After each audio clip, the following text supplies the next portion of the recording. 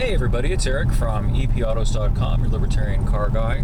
A few more thoughts about the Volkswagen Arteon, or Arteon. I'm not quite sure about the pronunciation. It's VW's first serious attempt at offering a luxury car in all but badge and, of course, price.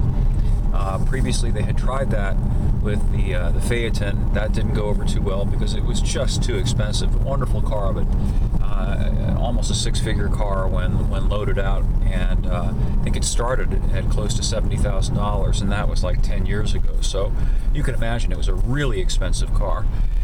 Then they sort of tried again with the CC, which didn't go over that well either. It was a good-looking car, but not a very practical car. Back seat was kind of tight. It was fairly underpowered, even for its time, just 200 horsepower. So here we are with sort of a middle ground in between that. This is a Passat-sized car.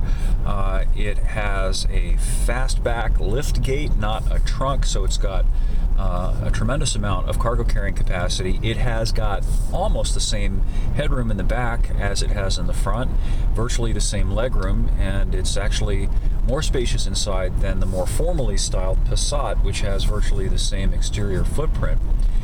You can also get some wonderful things in this car, including, you can see Volkswagen's all-digital cockpit, which is neat. A really exceptional 700-watt Dyne audio stereo system that has incredible fidelity.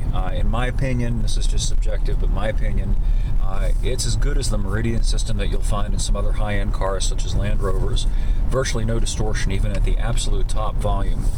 Also, I like the fact that it still has some relatively straightforward controls, like a physical gear selector, physical knobs, and a really classy, nice glass-faced touchscreen that's not over the top in terms of having to scroll through, pinch through, swipe, tap, yada yada to get it to do anything.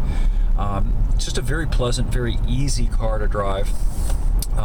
Very enjoyable car to drive with not really that many deficits. Even if you load this thing up, it's hard to spend more than about 50 on it, not 48,000 bucks, which sounds like a lot, but it really isn't when you stop to think that a loaded Camry will cost you almost that much. You can spend 38,000 bucks on a Camry, no problem.